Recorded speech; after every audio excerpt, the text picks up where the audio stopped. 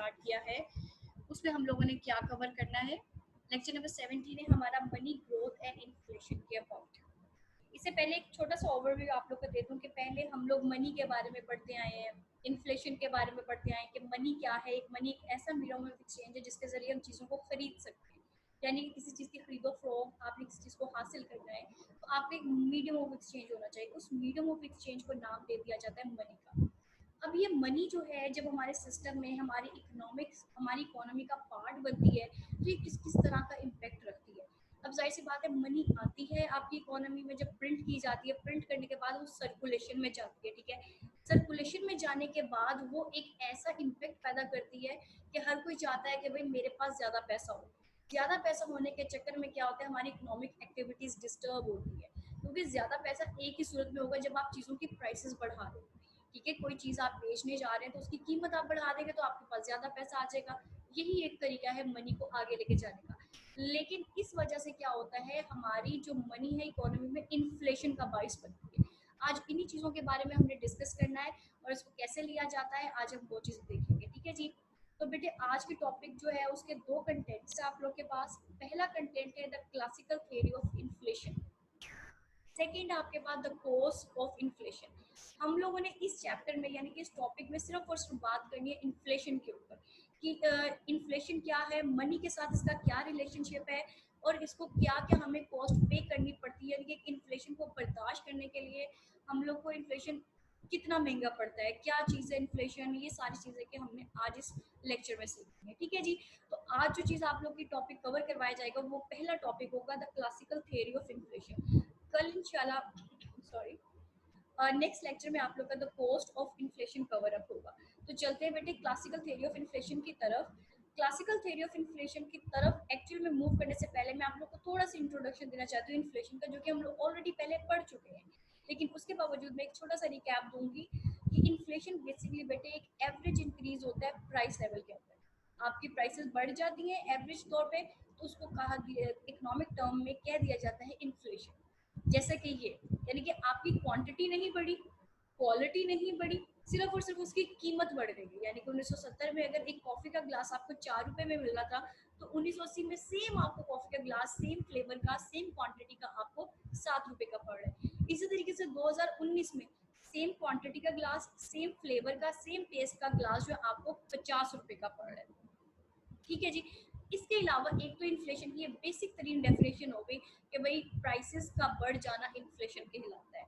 Inflation असर क्या रखता है हमारी इकोनॉमिक एक्टिविटी के ऊपर, वो ये है कि इन्फ्लेशन जो होता है एक मनी की कदर कम कर देता है। मतलब जो एक मनी की वैल्यू होनी चाहिए ना, कि मनी एक वैल्यूएबल एसेट होना चाहिए, इन्फ्लेशन की वजह से बढ़ती हुई कीमतों की वजह से उस रुपए की कीमत कम हो जाती है। उसका सिंपल सा सोल्यूशन और सिंपल सी एग्जांपल ये है कि कहाँ आप एक नोट के अंदर 3 चीजें हासिल करते थे, अब आप 3-4 नोट लगाओगे तो वही सेम 3 चीजें आप खरीदोगे। यानी कि आपके 100 रुपए का नोट 500 रुपए में कन्वर्ट होगा तो भी आपको वो 3 चीजें हासिल होंगी, ना कि एक 100 रुपए के नोट पे। यानी कि अब 100 रुपए की जो कदर थी, वैल्यू थी, वो कम हो गई है। अब 100 रुपए की कोई वक़्त ही नहीं रही है। 100 रुपए में क्या आता है, 100 रुपए में पहले कहीं 3 चीजें आ जाती थी, लेकिन अब 500 रुपए का नोट चाहिए उन्हीं 3 चीज़ों को लेने के लिए जो कि पहले कहीं किसी ज़माने में 100 के नोट में आ जाया करती थी। तो इस इन्फ्लेशन की वजह से इवेंचुअली क्या हुआ, आपकी मनी की वैल्यू कम हो गई। ये छोटा सा इन्फ्लेशन का इंट्रोडक्शन था। इसके बाद मजीद इन्फ्लेशन के बारे में देखते हैं कि इन्फ्लेशन है क्या। बेटे इन्फ्लेशन जो आपका है वो ओवर द टाइम वेरी करता है प्राइसेस, क्योंकि आज प्राइसेस जो आप लोग की अगर एक कॉफ़ी का कप आप लोग का 20 रुपीज़ का है तो in the very coming time वो 40 रुपीज़ का हो सकता है, ठीक है।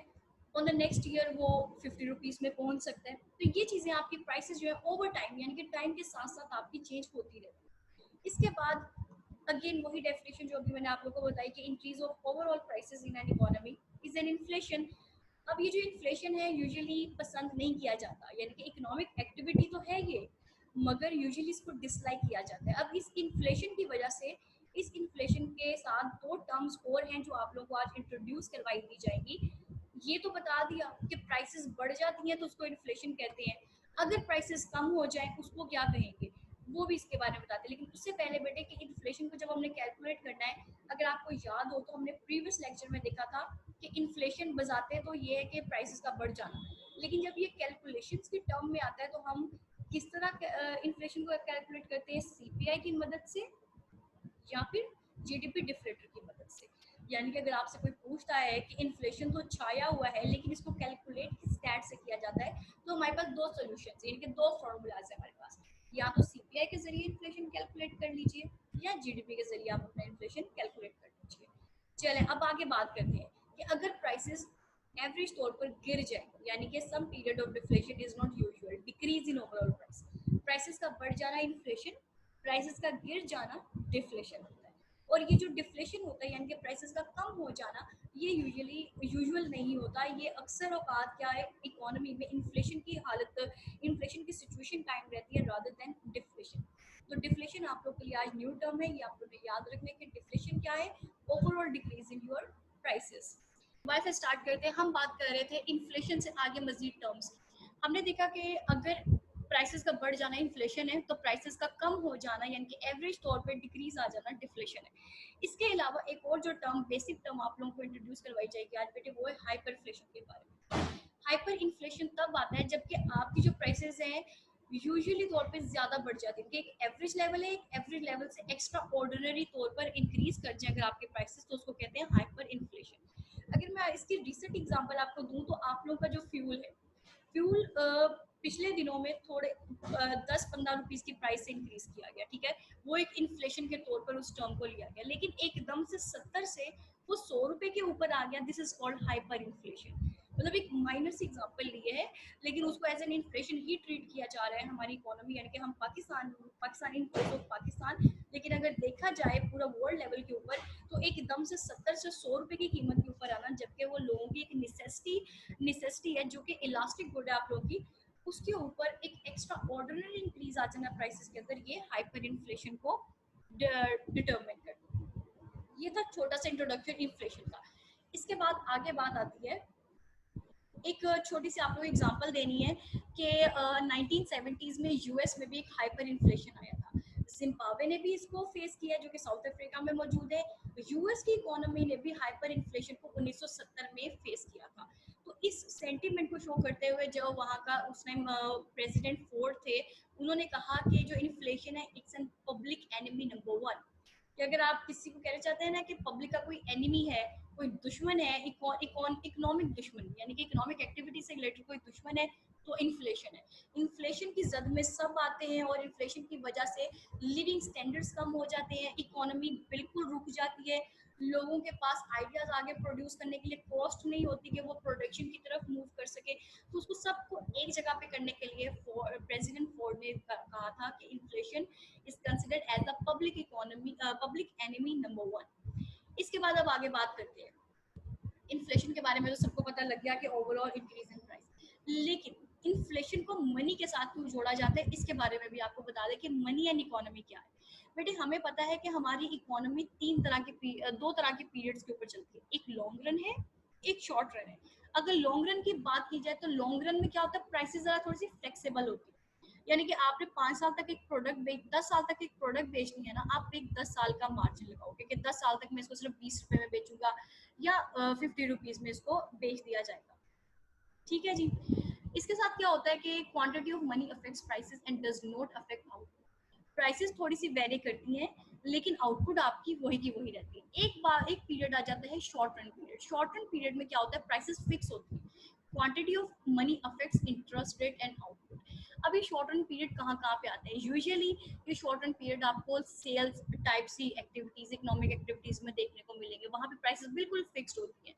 लेकिन जो एक वो लॉन्ग टर्म होता है ना, जैसे एक दुकान है वहाँ पे डिफरेंट शर्ट्स मिल रही हैं, मैं चेजअप की बात कर लेती हूँ। चेजअप पे क्या है, कुछ ऐसी आइटम्स होती हैं, इवन क्लॉथिंग में होती हैं, टॉयज में होती हैं, वो घर की आइटम्स में होती हैं, अप्लायंसेस में होती हैं, उनकी जो कीमत है ना वो फ्लेक्सिबल होती है। मतलब कभी उसके ऊपर सेल लग जाती है, कभी 30% ऑफ, कभी 40% ऑफ, वेरी करता रहता है। लेकिन ऐसी चीज जो कि फटाफट से खत्म हो जाएगी, जिसका पता है कि इस चीज में नहीं रहना, ये एक ऐसी आइटम है जो कि बहुत ही जल्द मार्केट से आउट हो सकती है, तो उसको शॉर्ट रन पीरियड में ट्रीट किया जाता है। शॉर्ट रन पीरियड में क्या होता है, प्राइस लेवल को फिक्स कर लिया जाता है, ठीक है जी। नेक्स्ट ये कि ट्रांजिशन।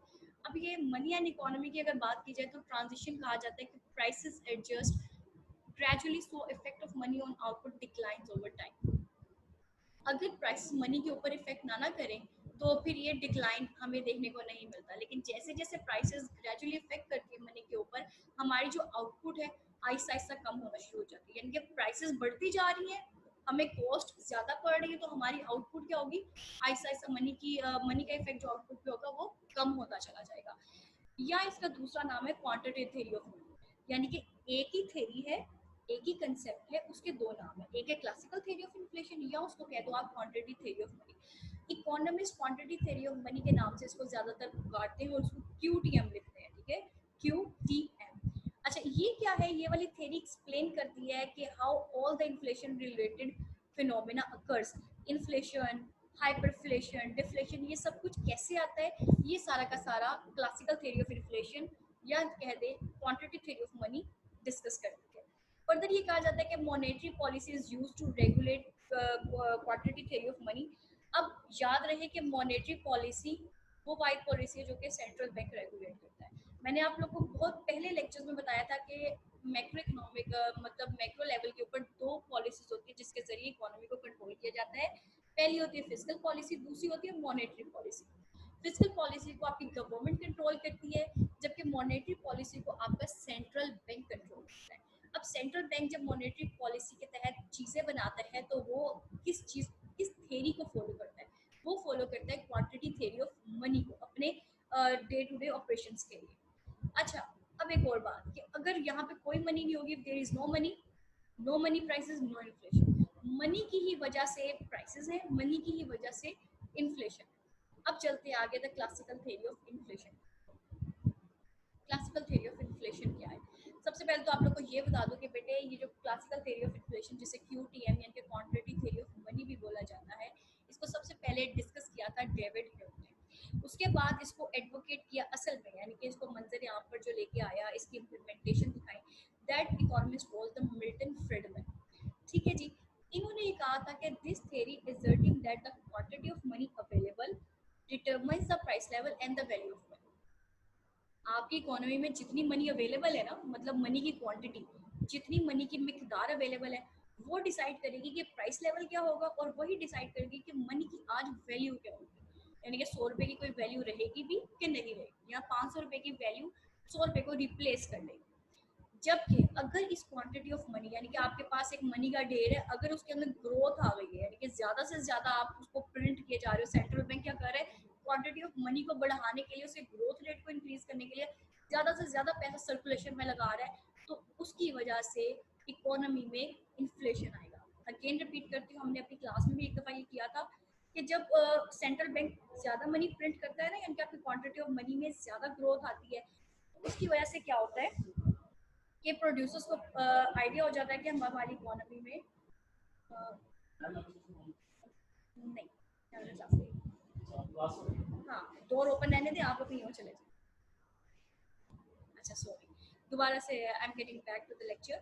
ठीक है जी, जब आप मनी ज़्यादा से ज़्यादा प्रिंट करते हैं बेटे, तो प्रोड्यूसर्स क्या करते हैं, उनको पता लग जाता है कि भाई इकोनॉमी में मनी ज़्यादा प्रिंट होना शुरू हो गई, क्योंकि अब सर्कुलेशन में जब उसको भेजना है तो सर्कुलेशन में भेजने के लिए क्या करते हैं, जो हुकूमत है वो लोगों की इनकम इंक्रीज कर देती है कि अगर इनकम इंक्रीज कर दी जाए तो मनी जल्द से जल्द सबके हाथ में आ जाएगी। ठीक है, अब जब वो सबके हाथ में आ जाती है मनी, तो प्रोड्यूसर्स को पता लग जाता है कि भाई यहाँ पर सारे अमीर हो गए हैं, और जब प्रोड्यूसर्स को ये पता लगता है तो वो अपनी चीज़ों की प्राइसेस बढ़ा देते हैं। तो इवेंचुअली क्या होता है कि अगर क्वांटिटी ऑफ मनी बढ़ती है तो उसकी वजह से इन्फ्लेशन रेट बढ़ता है। क्वांटिटी ऑफ मनी की ग्रोथ को बेसिक एक प्राइमरी कॉज कहा जाता है इन्फ्लेशन का। ठीक है जी, this theory is used to determine long term effects of price level inflation. इस थ्योरी को एक लॉन्ग टर्म वर्जन में यूज किया जाता है। याद रहे, the theory of classical theory of inflation या क्वांटिटी थ्योरी ऑफ मनी जो है वो आप लोगों की शॉर्ट टर्म इफेक्ट को शो नहीं करती, लॉन्ग टर्म के लिए स्पेसिफिकली इस्तेमाल की जाती है। इसको कभी भी शॉर्ट टाइम पीरियड के लिए इस्तेमाल नहीं किया जाएगा। क्यों? अब इसकी वजह सुन ले। आपको पता है कि इन्फ्लेशन जो है ओवर द टाइम वेरी करेगा, ऐसा ही है। जबकि शॉर्ट रन में ये कहा जाता है कि प्राइसेस हमेशा फिक्स्ड होती हैं, जबकि लॉन्ग रन में प्राइसेस हमेशा फ्लेक्सिबल होती है। उस फ्लेक्सिबल फीचर की वजह से क्या होता है कि ये थ्योरी लॉन्ग टर्म में इस्तेमाल की जाती है। अच्छा जी, मेरी क्लास लेने में यहाँ पे मानो भी आ गई है क्लास में। अच्छा, आगे चलते हैं बेटे। क्वांटिटी थ्योरी ऑफ मनी जो है उसमें आपने जो बेसिक कंसेप्ट पढ़ने हैं वो बेसिक कंसेप्ट आप लोग को बता देते हैं। ठीक है जी, पहला आप बेसिक कंसेप्ट क्या पढ़ेंगे इस थ्योरी से रिलेटेड। पहला बेसिक कंसेप्ट आपका होगा level of price and the value of money. ये क्या है मैं आगे जाके आप लोग को बताती हूँ, दो लाइनों का कंसेप्ट है। ठीक है, money supply, money demand and monetary equilibrium. Thirdly आप लोग देखेंगे the classical dichotomy and the monetary neutrality. फिर फोर्थ पे आप देखेंगे the velocity of circulation of money यानी कि इक्वेशन ऑफ एक्सचेंज। ये क्या चीजें हैं इनके बारे में बता। सबसे पहले तो ये देख लें कि the classical theory of inflation यानी कि quantity theory of money QTM has a long term effect. अब इसके लिए कुछ चार चीजों के बारे में मैंने आपको बताया कि आपने वो बेसिक कंसेप्ट्स देखने हैं। वो बेसिक कंसेप्ट्स किन से रिलेटेड है? सबसे पहले तो वो एक नॉमिनल स्टॉक ऑफ मनी से रिलेटेड है, जिसको M2 भी कहा जाता है और M से डिनोट किया जाता है। ये कहाँ से आई है अभी मैं आपको बताती हूँ। सेकंड इसमें जो कंसेप्ट है एग्रीगेट प्राइस लेवल का, अभी मैंने जो पीछे बताया, यानी कि प्राइस लेवल को चेक करना है तो आप CPI या GDP डिफ्लेटर को यूज कर सकते हैं। P से डिनोट कर लेते हैं उसको। वाई यानी कि production of goods output. Y हम लोगों ने बहुत पहले यूज किया था तो GDP के लिए इस्तेमाल हुआ था। आपकी आउटपुट को रिप्रेजेंट करता है वाई, इनकम को आउटपुट, ये तमाम चीजें। V stands for velocity of money यानी कि average turnover of dollar spend on the GDP, यानी कि आपकी मनी की अब करंटली वैल्यू क्या रही, कितनी उसकी सर्कुलेशन है, उसको शो करता है। अब बात करते हैं इक्वेशन की, इक्वेशन ऑफ एक्सचेंज की, जो कि फिशर ने दी थी। उसने ये तमाम जो एलिमेंट्स है nominal stock of money, price level, production and velocity, उनको एक इक्वेशन के अंदर डाल दिया। उसने क्या किया, उसने कहा कि आप अपनी मनी का स्टॉक उसको मल्टीप्लाई कर दो वेलोसिटी के साथ, तो it will be equal to your output. Output से मुराद है आपका price level multiply by production of goods. कुछ एग्जांपल इसके इस तरीके से निकले कि अगर आप लोग की मनी सप्लाई यानी कि वो $10 हो, ठीक है, और आप लोग की P और Y यानी कि इकट्ठा आपके प्राइस लेवल और प्रोडक्शन लेवल यानी कि कंप्लीट आपका दोनों चीजें $25 हो, तो आपकी वेलोसिटी 2.5 निकलेगी। यानी कि वेलोसिटी जितना आपकी सर्कुलेशन में मनी है वो अब अराउंड 2% है। अब ये कैसे है ये मैं आप लोग को आगे एक्सप्लेन करूंगी, यहाँ पे सिर्फ एक छोटी सी आप लोग को नोट दी गई। अब चलते हैं इनके बेसिक कंसेप्ट्स के ऊपर, the level of prices and the value of money. चार बेसिक कंसेप्ट है, उसमें सबसे पहला बेसिक कंसेप्ट है level of prices and the value of money. The economics overall price level can be viewed in two ways. हम लोगों ने अगर लेवल ऑफ प्राइस चेक करना है ना कि हमारी इकोनॉमी में इस टाइम प्राइसेस का क्या लेवल चल रहा है, तो हम उसको दो तरीके से जज कर सकते हैं। पहला तरीका, सबसे पहले तो इक्वेशन देख लें कि हमने इक्वेशन क्या बनाई थी, जो कि हमें फिशर ने दी थी, M मल्टीप्लाई बाई V। ये जो छोटा सा पॉइंट है ना बेटे, ये मल्टीप्लाई का साइन होता है, ठीक है, मल्टीप्लाई को शो करता है। और P मल्टीप्लाई बाय वाई। अभी हम प्राइसेस की बात करें तो इस इक्वेशन में जिसकी बात करें वो है ये, जिसको मैंने सर्कल कर दिया है, ठीक है, इसकी बात करें। सबसे पहले तरीकेकार ये, अगर आपको प्राइस लेवल को चेक करना है तो आप CPI और GDP डिफ्लेटर की मदद से कर सकते हो। सेकंड तरीकेकार ये है कि आप वैल्यू ऑफ मनी को अगर चेक करना है तो ये देखो कि अगर तो प्राइसेस बढ़ गई हैं तो समझ लो कि वैल्यू ऑफ मनी कम हो गई है।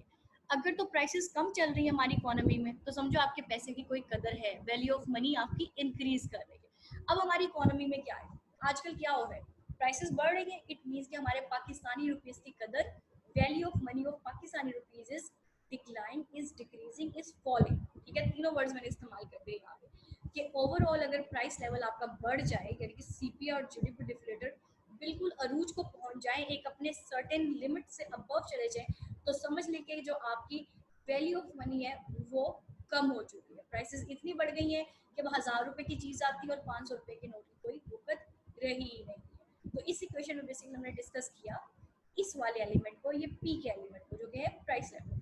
Second concept money supply, money demand and monetary equilibrium. इसको जरा गौर से देखिएगा बेटे, ये आप लोगों का सेकंड कंसेप्ट है।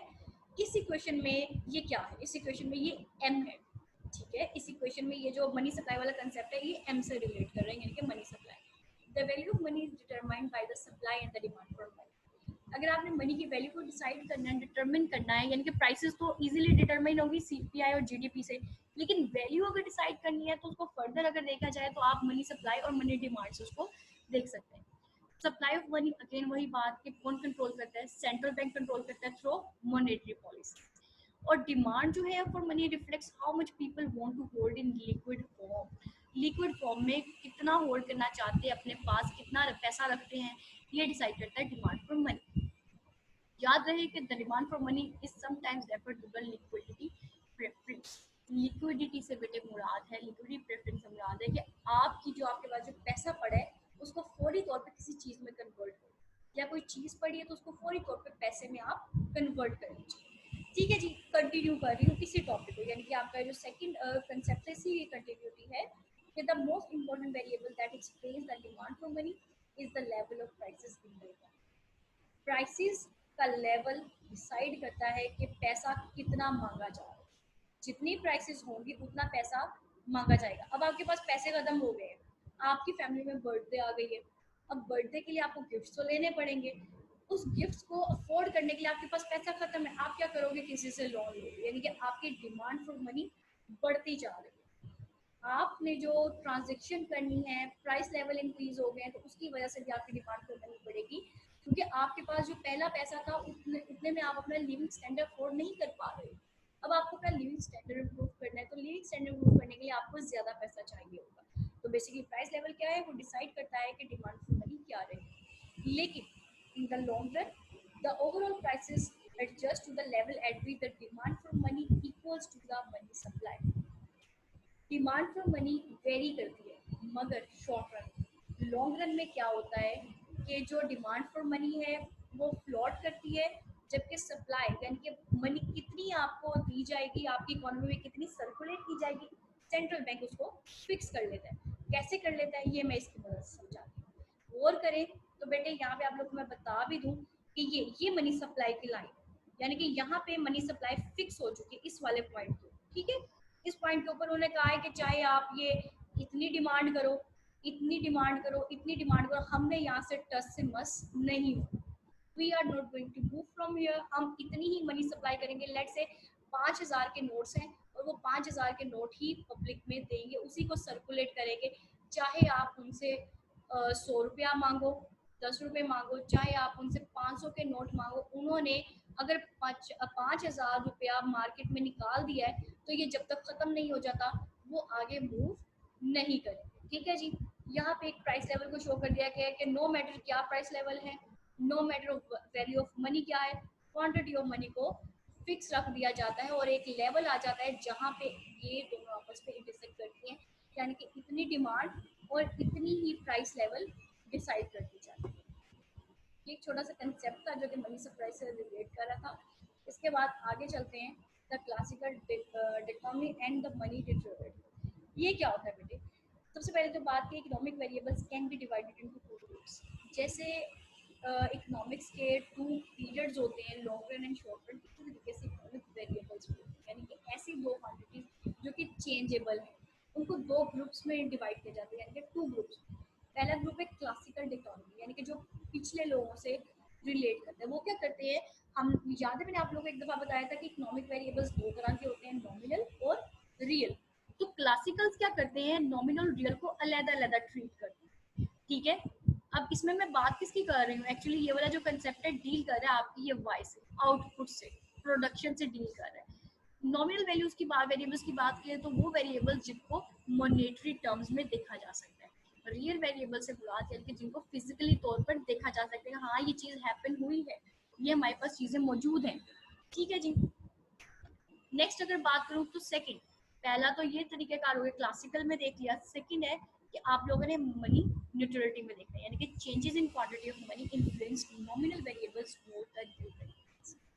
कि जब आप लोगों ने आउटपुट की बात करनी है तो आप लोगों ने रियल वेरिएबल्स को नहीं कंसिडर करना, आपने नॉमिनल वेरिएबल्स को कंसिडर करना। एक्चुअली ये है टॉपिक बहुत ज़्यादा वॉस्ट, लेकिन मैं आप लोगों को सिर्फ और सिर्फ इसकी छोटी सी नो हाउ देना चाहती हूँ कि ये जो इक्वेशन है ना, बेसिकली हम ये चीज़ डिस्कस कर रहे हैं, असल हमारा मकसद ये वाली इक्वेशन है, ये टोटल इक्वेशन। ठीक है, इस इक्वेशन को डिस्कस करना हमारा असल मकसद है, और इसी इक्वेशन की वजह से हम लोग को ये जो इसमें ये जो छोटे छोटे एम बी जो नज़र आ रहे हैं, इनको हम लोगों ने एक्सप्लेन करना है। इसीलिए इन चीज़ों के बारे में आपको पता होना ज़रूरी है कि जब प्रोडक्शन की बात की जाए तो क्लासिकल और मॉनेटरी न्यूट्रलिटी में इसको देखा जाता है। तो मनी न्यूट्रलिटी का आपको न्यूट्रल होने का मशवरा ये देता है कि आप नॉमिनल वेरिएबल्स को कंसिडर करोगे, रियल वेरिएबल्स को कंसिडर नहीं करोगे।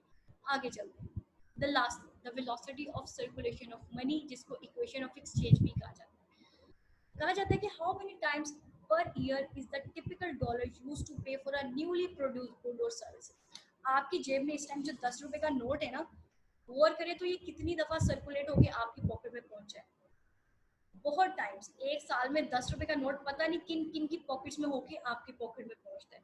तो अगर इस टाइम को नोट करना है ना, तो उसका एक छोटा सा फॉर्मूला है, यानी कि जो बैंकिंग सेक्टर में एक्चुअली इस्तेमाल होता है, वो ये नोट करते हैं कि अगर हमने आज के यानी कि 2020 में 5,000 के जो नोट है 100 छाप लिए हैं, ठीक है, मतलब कि 100 प्रिंट कर लिए हैं, आसान लफ्जों में अगर मैं कहूँ कि उन्होंने 100 नोट्स प्रिंट किए किसके, 5,000 रुपीज के।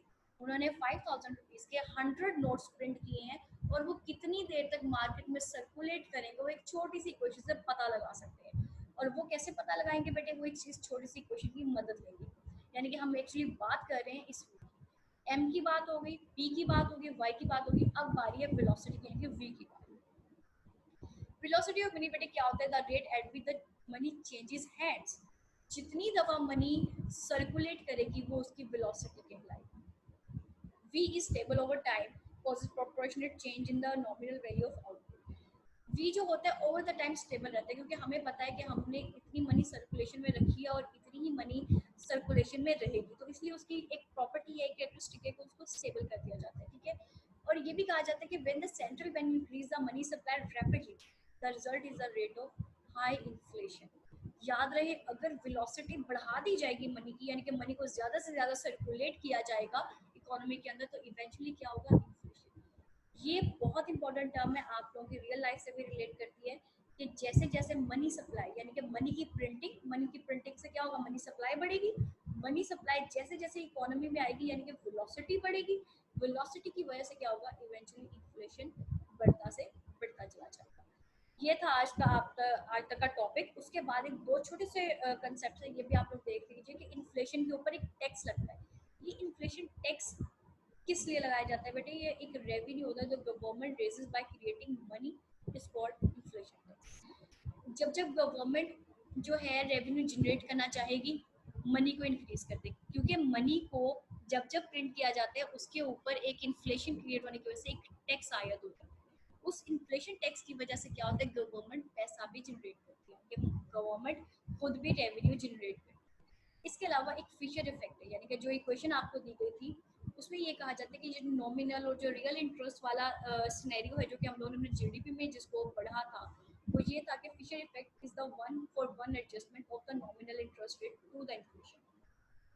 क्या कहा गया था इसमें, अगेन वही इक्वेशन कि नॉमिनल इंटरेस्ट रेट को एडजस्ट किया जाता है just for the sake of real interest rate with reference to inflation rate, और उसके लिए ये एक सर्टेन इक्वेशन को इस्तेमाल किया जाता है। That's it. यहाँ तक था हमारा आज का टॉपिक, जो कि हमने पेज नंबर 347 से 360 तक कवर किया था। सेकंड टॉपिक इंशाल्लाह हम अपने नेक्स्ट लेक्चर में करेंगे। माइक्स में आप लोग के ओपन करना चाहूँगी, आप लोग चाहें तो मेरे से कोई क्वेश्चन पूछ सकते हैं, अगर कोई आपको कुछ चीज़ समझ नहीं आई, नहीं तो एक दफ़ा इसको प्लीज़ रिपीट पर जरूर देखिएगा, आप लोग को आइडिया हो जाएगा।